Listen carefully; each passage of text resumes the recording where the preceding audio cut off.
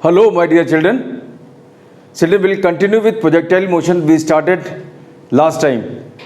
And today we are going to study velocity of projectile. Well, children, we already know that when a projectile is thrown, when an object is thrown with velocity u at an angle theta from horizontal. This is your horizontal, say x-axis. This is your vertical, say y-axis. The projectile moves on parabolic path and lands somewhere like this. There are two components of the velocity. Well, the component of the velocity along x-axis is ux, and that is u cos theta. And the other component of the velocity is along y-axis, and that is uy, and that is uy is equal to u sin theta. We already know that for velocity along x-axis, there is no acceleration. Along horizontal, there is no acceleration. Therefore, velocity ux is equal to u cos theta remains constant. It remains fixed in direction, that is along horizontal, and its value also remains same. As far as motion along y-axis is concerned, we know that the velocity which is u sin theta is initial velocity. This velocity decreases as the projectile moves up. It decreases simply because there is acceleration due to gravity g, which retards its motion. So what happens to this velocity? This velocity decreases with time, and we can find out the velocity at any time by the formula v is equal to u plus at. So velocity along y-axis after time t would be initial velocity u sin theta minus gt. This is velocity along y-axis after time t. We can also find out velocity along y-axis which is variable with height. So as projectile covers distance, say h, along y-axis, along vertical, well, the velocity along y-axis can be found out by the formula v square is equal to u square plus 2as. This final velocity along y-axis, v square, is equal to initial velocity u sin theta square minus 2g h. A is minus g. So this is velocity along y-axis as it covers a distance h along y-axis. This is velocity along y-axis as it covers distance h along vertical. Now what is velocity? Net velocity at any instant. Net velocity at each and every instant is vector sum of these two perpendicular velocities. One is vy, which can be found out by knowing the time and also by knowing the height the projectile covers, and the other is u cos theta, which is constant. If we look at this diagram, well, if we look at this trajectory of the charged particle, trajectory of the particle, well, this is initial velocity ux, and this is initial velocity along y-axis uy. As the projectile reaches here, the velocity ux remains same in magnitude as well as direction. At each and every point, the velocity along x-axis remains same. At each and every point, the velocity along x-axis remains same in magnitude as well as direction. But what about velocity along y-axis? Velocity along y-axis goes on decreasing. Here it is maximum. As it moves further, the velocity decreases. It decreases further, and at the top, at the highest point, velocity along y-axis becomes 0. And as the projectile moves in the second half, the velocity along y-axis goes on increasing and increasing. So what is velocity at any instant? Velocity at any instant is, at any instant, say this is instant t, this is point P where we want to find out the velocity. So velocity at any instant is vector sum of two velocities. One is ux, other is what? Vy. And sum of these two perpendicular vector is what? Sum of these two perpendicular vector is, diagonal or parallelogram through them like this. And this v, the instantaneous velocity at any point or at any time is what? Square root of sum of the squares of these perpendicular vectors. So this is velocity at any point or at any instant. Well, what is the direction of velocity? For that we have to find out this angle. And what is tangent of this angle? Tangent of this angle alpha, which velocity makes from horizontal, is what? Vertical upon horizontal, perpendicular upon base, that is Vy upon Ux. So what we need to do to find out the velocity at any instant, we simply need to know Vy. And Vy can be found out by knowing the time, or Vy can also be found out by knowing the height of the projectile.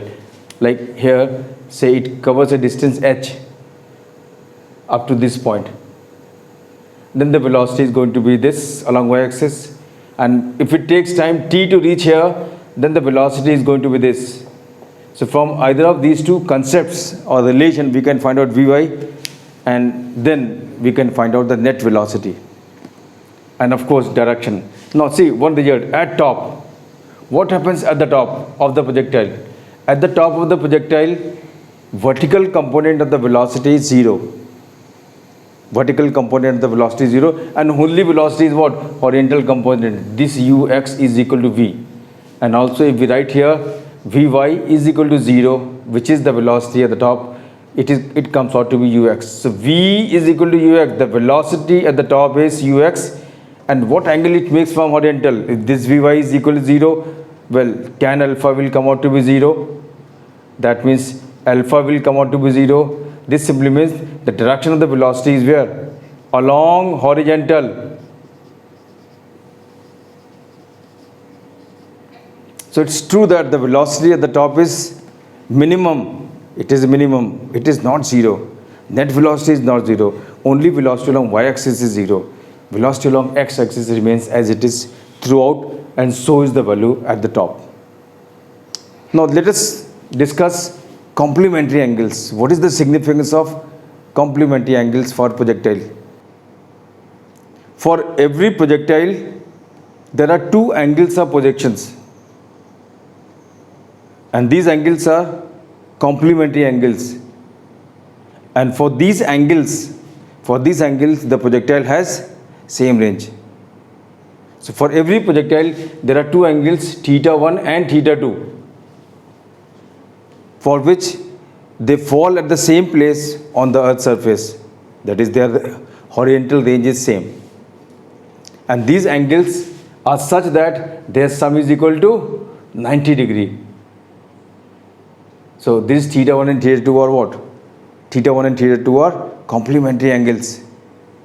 Let us see it. We know the formula of range. Range is what? U square sine of 2 theta upon g. This is the value of range for a projectile which is launched with the speed u at an angle theta from horizontal.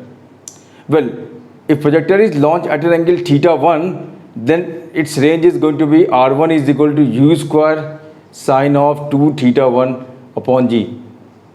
If the same projectile is launched at an angle theta 2, then the range is going to be u square sine 2 theta 2 upon g. Now if r1 is equal to r2, so let us equate the range. U square upon g sine of 2 theta 1 is equal to u square upon g sine of 2 theta 2. You can see that u square by g cancels out. We get sine of 2 theta 1 is equal to sine of 2 theta 2. Let us solve it. One straightforward solution of this trigonometrical equation is what? Theta 1 is equal to theta 2. This is one straightforward solution. When sine of two angles are same, those two angles have to be what? Equal to each other. This simply means if we repeatedly throw a projectile at a given angle, it will fall at the same place. So this is very logical. Every time you throw the projectile at the same angle, it would definitely land at the same place on the surface. Now, what is the other solution of this particular trigonometrical equation? This sine of 2 theta 1 can be written as sine of 180 minus 2 theta 1. See, sine of an angle is same as sine of 180 minus that angle. Sine of 180 minus alpha is sine of alpha.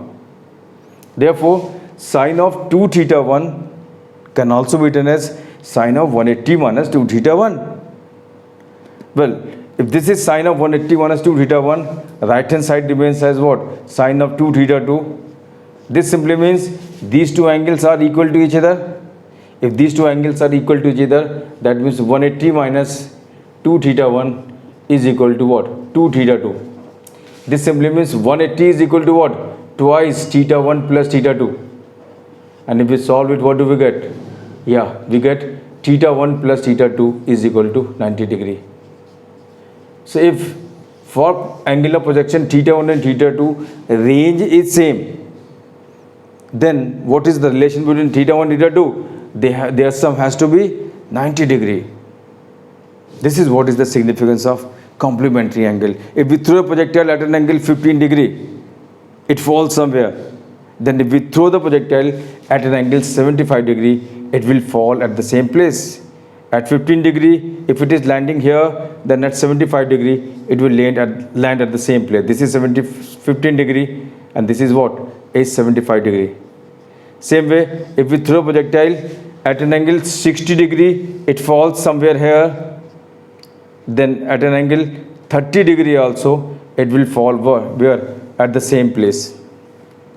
At an angle 30 degree, also it will fall at the same place. Why? Because both these angles are complementary angles. So, let's now continue with the horizontal projectile. Horizontal projectiles.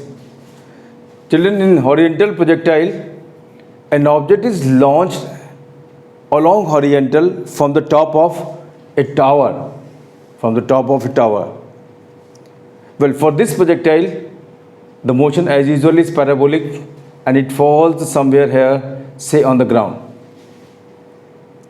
Well, what is its velocity along x-axis?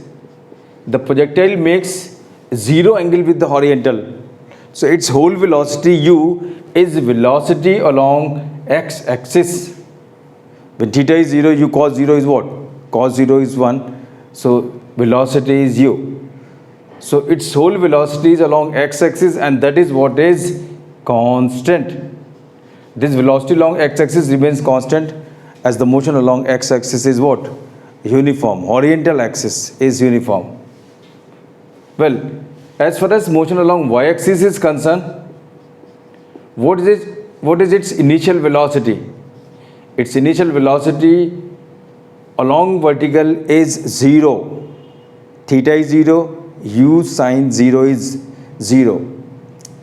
Well, the velocity along y-axis, initial velocity along y-axis is 0. And we know that along y-axis there is acceleration due to gravity. And since the velocity is 0, well, the object moves along vertical and vertically downward. Well, acceleration is plus g. Well, by the time it reaches this point P, point P on the ground, let us say the time of motion is say t. Time of motion is say t. What is going to be displacement along y-axis?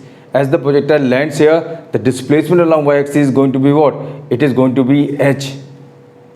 And if we substitute all these values in the relation s is equal to ut plus half at square. Well, what do we get? H, u is 0. We get this term is 0.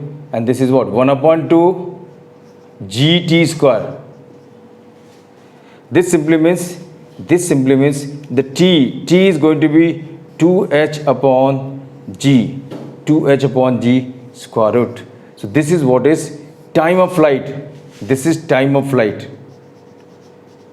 The time for which this horizontal projectile remains in air, the time it takes to reach here on the ground.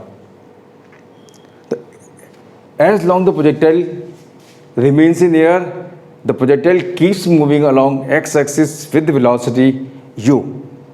So what is this distance? This distance, which is range of the projectile, this distance which is range of the projectile is the distance covered in time. How much? In time t, which we have just calculated. Time of motion is same. By the time it lands here, the projectile covers distance h along y-axis and it covers distance r along x-axis. So what is this distance? R along x-axis. Well, this distance is going to be velocity into time. Well, velocity is u and the time we have just calculated 2h upon g whole square root. We can also find out the expression for trajectory. We can also find out say the velocity at any instant. So all other quantities can also be found out exactly in the same way as we have found out for general projectile. There is one more situation which I am going to discuss. Well, this is a projectile. This is not horizontal projectile. The projectile is launched from the top of the tower. The projectile is launched from the top of the tower at an angle theta from the horizontal. Yeah, this is horizontal and the projectile is launched with the velocity u at an angle theta from horizontal. So what is range in this case? What is time of flight? What is velocity at any instant? Everything can be found out exactly in the same way as we have been doing. I am going to work out. Well, for this projectile which is launched from height h, well, as usual, the velocity along x-axis is what? U cos theta, and that remains what? That remains constant as there is no acceleration along y-axis. But along y-axis, yeah, for along y-axis, the velocity is going to be u sine theta. What is acceleration? The direction of u sine theta is where? This is u sine theta, this is u cos theta. So this u sine theta is opposite of the acceleration due to gravity which exists in vertically downward direction. Therefore, acceleration due to gravity is minus g. It moves and say it lands somewhere here on the ground. And by the time it reaches here, say the time of motion is what? T, which is also the time of flight. So what is the displacement? By the time projectile reaches here, the displacement along y-axis is what? Displacement is a vector quantity. Displacement along y-axis is not up, it is what? Down. This h is the displacement and the sign of h is going to be what? Minus h. See, acceleration is in the downward direction, that is negative. Therefore, this displacement which is also in the downward direction along y-axis would also be negative. And if we substitute these values in the equation, s is equal to ut plus half at square. Well, s is what? Minus h ut, u sine theta into t. Remember, this t is the time of flight. Minus 1 upon 2 gt square. So we'll solve it for t. Solve for t. You solve for t and you solve for t. There will be two values of t. One would be positive, other would be what? Negative. This is quadratic equation. And the value of t which is positive is the time of flight. And once we know the time of flight, we can find out the range. Once we know the time of flight, which comes out to be t here, well, we can find out the range as t into ux into t. Ux is u cos theta. Therefore, range is going to be what? U cos theta into t, the time of flight, which we are going to get here. So there are many other situations which could arise in case of projectile motion. But children, if you know the basic concepts, that the motion along x-axis is uniform and we have to use just one and one equation of motion. And along y-axis the motion is what? Non-uniform with acceleration due to gravity in vertically downward direction. So with this we come to the end of today's class. Thank you very much and God bless you all.